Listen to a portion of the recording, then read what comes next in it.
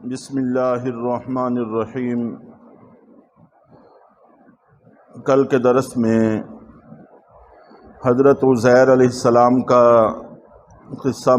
نقل کیا گیا تھا کہ اللہ رب العزت نے ان پر 100 سال کے لیے موت طاری کر دی۔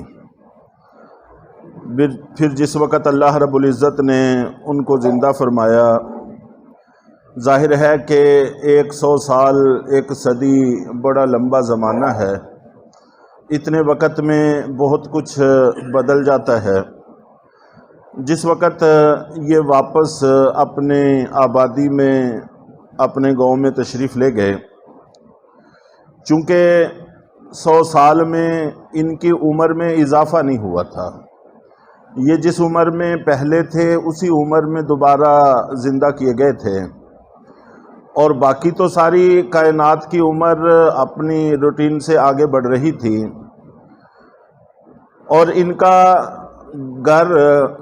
آبادی کے بالکل کنارے پر تھا،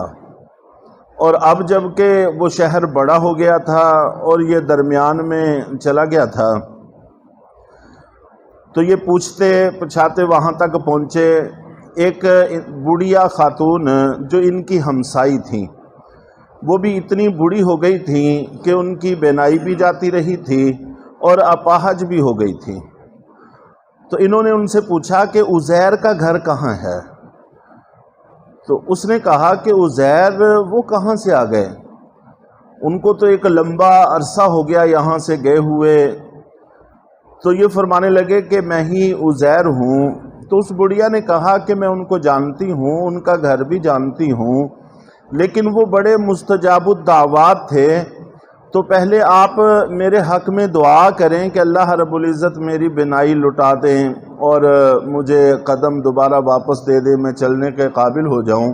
تو میں آپ کو آپ کے گھر میں پہنچا دوں گی اور مجھے اطمینان بھی ہو جائے گا کہ واقعی آپ وہی ہیں۔ چنانچہ حضرت عزیر علیہ السلام نے دعا کی، اللہ رب العزت نے ان کو صحت بخش دی،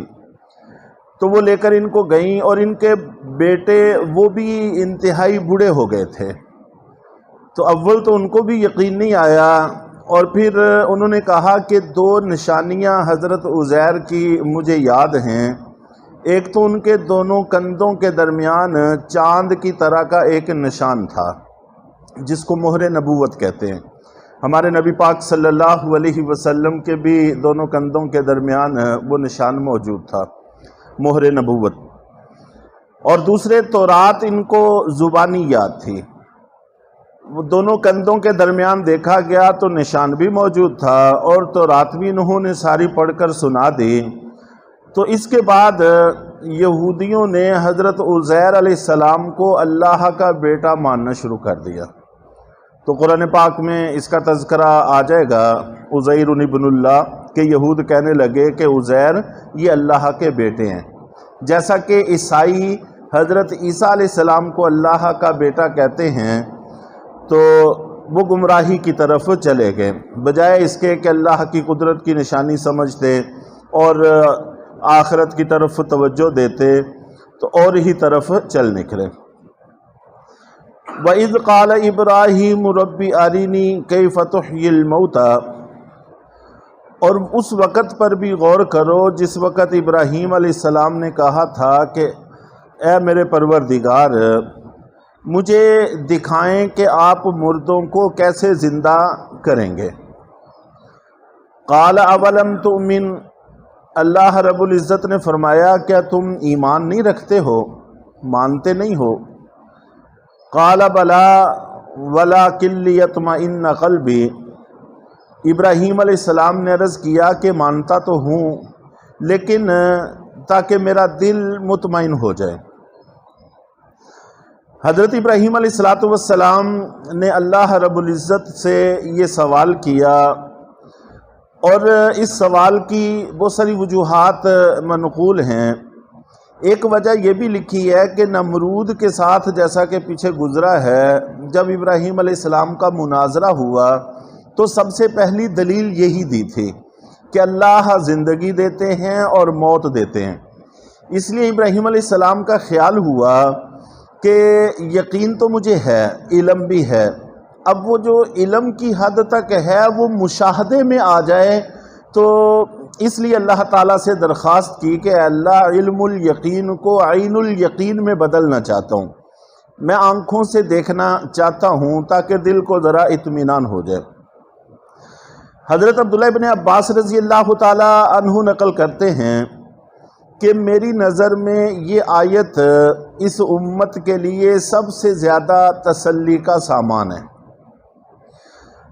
بلکہ احادیث میں واقعہ بھی منقول ہے کہ حضرت عبداللہ بن عباس رضی اللہ تعالیٰ عنہ کی ملاقات ہوئی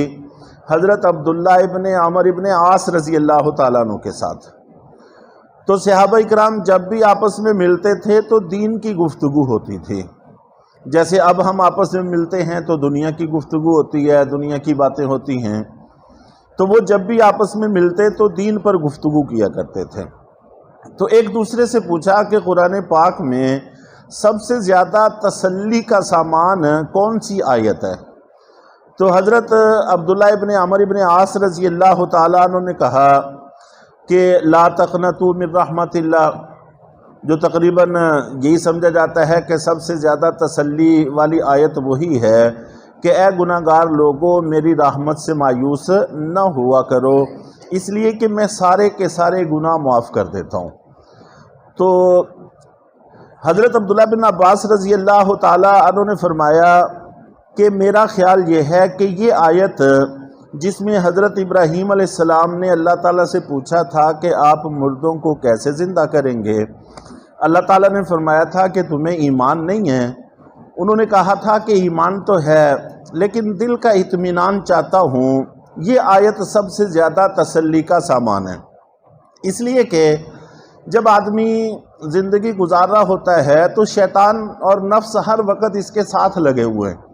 اور وہ طرح طرح کے وساوس، شکوک و شبہات اس کے دل میں ڈالتے رہتے ہیں، اور بس اوقات ایسے ایسے شکوک و شبہات وہ دل میں ڈالتے ہیں کہ انسان اچھا خاصا پریشان ہو جاتا ہے۔ بلکہ صحابہ اکرام رضوان اللہ تعالی علیہم اجمعین وہ کہتے ہیں، اللہ کے رسول صلی اللہ علیہ وسلم کے سامنے ذکر کیا کہ ہمارے دلوں میں ایسے ایسے خیال آتے ہیں کہ ہم ان کو زبان پر لانا اس سے زیادہ ناگوار سمجھتے ہیں کہ جیسے ہاتھ میں انگارہ پکڑنا، کہ ہمیں کوئی اختیار دیا جائے کہ یا تو وہ جو تمہارے دل میں خیال آیا ہے اس کو بیان کرو، یا یہ آگ کا انگارہ ہاتھ میں پکڑو، تو ہم ہاتھ کا انگارہ پکڑنے کو ترجیح دیں گے، وہ بات زبان پر لانا یہ ہمارے لیے مشکل ہے۔ تو جب صحابہ کرام کے ساتھ یہ بات پیش آتی ہے لیکن تو ہمارے ساتھ تو بدرجہ اولیٰ پیش آتی ہوگی۔ اور حضرت صحابہ کرام کی خصوصیات میں سے ایک خصوصیت یہ تھی کہ وہ تکلف کرنے والے نہیں ہوتے تھے۔ اللہ کے نبی صلی اللہ علیہ وسلم نے فرمایا کہ سب سے گہرا علم میرے صحابہ کا ہے، سب سے کم تکلف کرنے والے میرے صحابہ ہیں، جو بات ان کے دل میں آتی تھی وہ کہہ دیتے تھے، دل اور زبان ایک تھی، اور ہم لوگ بہت زیادہ تکلف کرنے والے ہیں۔ تو انہوں نے یہ بات صاف صاف ذکر کر دی کہ دل میں ایسے ایسے وساوس آتے ہیں۔ تو اس آیت سے معلوم ہوا کہ شیطان اور نفس دل میں جس طرح کے بھی وساوس ڈال دیں، شکوک و شبہات ڈال دیں، تو وہ قابل گرفت نہیں ہے۔ اللہ تعالیٰ نے حضرت ابراہیم علیہ السلام پر کوئی گرفت نہیں فرمائی، بس یہ پوچھا کہ مانتے نہیں ہو؟ انہوں نے کہا کہ مانتا ہوں لیکن دل کا اطمینان چاہتا ہوں۔ تو خدا نہ خواستہ اگر کسی وقت شریعت کی کسی بات پر دل کا اطمینان نہ بھی ہو تو اللہ کی طرف سے گرفت نہیں ہوگی۔ میرے نزدیک سب سے زیادہ تسلی کا سامان یہ بات ہے۔ اور حضرت عبداللہ بن عباس رضی اللہ تعالی عنہ فہم قرآن میں بہت آگے تھے۔ قال فخذ اربعۃ من الطیر فصرہن الیک، تو اللہ رب العزت نے فرمایا کہ آپ 4 پرندے لیں، پھر ان کو اپنے ساتھ مانوس کر لیں،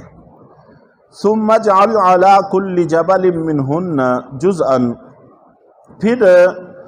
ان کے اجزاء ان پہاڑوں پر رکھ دیں، ثم ادعوہن یأتینک سعیا،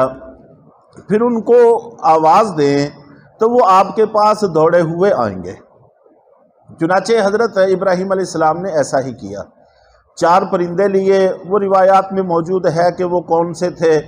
اور مختلف اقوال ہیں اس حوالے سے، تو وہ نہ بھی معلوم ہوں تب بھی مقصد پورا ہو جاتا ہے۔ 4 مختلف پرندے لیے مختلف نسلوں کے، اور ان کو اپنے ساتھ مانوس کیا۔ جب وہ حضرت ابراہیم علیہ السلام کے بلانے پر آنے لگ گئے تو اب ان کو ذبح کر کے ان کے جسم کے اجزاء آپس میں ایک دوسرے سے خلط ملط کر دیے، اور پھر ان کو 4 یا 7 حصوں میں تقسیم کر کے مختلف پہاڑ کی چوٹیوں پہ رکھ دیا، اور ان کے جو سر تھے وہ اپنے پاس رکھے۔ تو اب ایک ایک کو آواز دیتے تو وہ سارے اجزاء آتے جاتے حضرت ابراہیم علیہ السلام کو نظر آتے، یہاں تک کہ ان کے خون کے قطرے بھی اڑ کر ایک دوسرے سے مل کر اس کے جسم کا حصہ بن جاتے، اور یوں وہ پرندہ مکمل تیار ہو کر ان کے پاس آتا۔ اور یہ بھی روایات میں ہے کہ اگر یہ حضرت ابراہیم علیہ السلام اس کو کسی دوسرے پرندے کا سر پیش کرتے تو وہ قبول نہ کرتا،